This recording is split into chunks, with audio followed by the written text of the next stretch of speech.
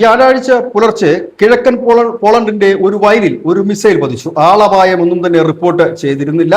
ഒരു ക്രൂയിസ് മിസൈലാണ് പതിച്ചിരിക്കുന്നത്.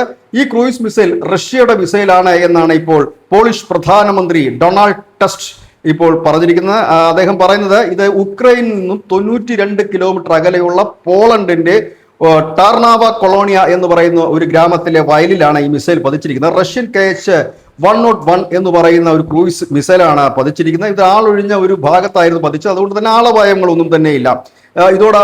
ഇതിന് തൊട്ടു പിന്നാലെ തന്നെ നാറ്റോ വ്യോമ പ്രതിരോധ സംവിധാനങ്ങൾ ഉണർന്നു പ്രവർത്തിക്കുകയും കൂടുതൽ യുദ്ധവിമാനങ്ങൾ പോളണ്ട് സജ്ജമാക്കുകയും ചെയ്തിരിക്കുന്നു. ഏതായാലും റഷ്യയുടെ ഭാഗത്തു നിന്ന് ഇതിനെക്കുറിച്ച് പ്രതികരണമൊന്നും ഉണ്ടായിട്ടില്ല. ഒരുപക്ഷെ ഇത് റഷ്യ നടത്തിയ ഒരു ടെസ്റ്റ് ഡോസ് ആകാനുള്ള സാധ്യതകളാണ് എല്ലാ രാജ്യങ്ങളും, എല്ലാ യുദ്ധ വിദഗ്ധരും നയതന്ത്ര വിദഗ്ധരും ഒക്കെ കരുതുന്നത്. കാരണം നാറ്റോ രാജ്യങ്ങൾക്ക് നേരെ റഷ്യ ഇത്തരത്തിലൊരു ആക്രമണം നടത്തുകയാണ് എങ്കിൽ ഏത് തരത്തിലുള്ള പ്രതികരണമായിരിക്കും ഉടനടി ഉണ്ടാവുക എന്നൊരു ടെസ്റ്റ് ഡോസ് ആണ് ഇപ്പോൾ റഷ്യ നടത്തിയതെന്ന്. ഏതായാലും കൃത്യമായി തന്നെ അത് പോളണ്ടിലേക്ക് ചെന്ന് പതിക്കുമ്പോൾ പോളണ്ടിന്റെ വ്യോമ പ്രതിരോധ സംവിധാനത്തെ മറികടന്ന് അത് എത്തി എന്ന് തന്നെ വേണം കരുതാനായിട്ട്. നിലവിൽ പോളണ്ടുമായിട്ട് റഷ്യക്ക് പ്രശ്നങ്ങളൊന്നും തന്നെ ഇല്ല എങ്കിലും റഷ്യ ലക്ഷ്യം വെക്കുന്ന ഒരു നാറ്റോ രാജ്യമാണ് പോളണ്ട്. പോളണ്ടിന് നേർക്കായിരിക്കും ഇനി അടുത്ത ആക്രമണം എന്ന് ഏവരും കരുതുന്നിടത്താണ് റഷ്യ ഇപ്പോൾ പോളണ്ടിലേക്ക് ഒരു മിസൈൽ അയച്ചുകൊണ്ട് മിസൈൽ തകർന്നു വീണതാണ് എന്നാണ് ചില ഭാഷ്യം. പക്ഷേ റഷ്യ ഇതിനെക്കുറിച്ച് പ്രതികരിച്ചിട്ടില്ല.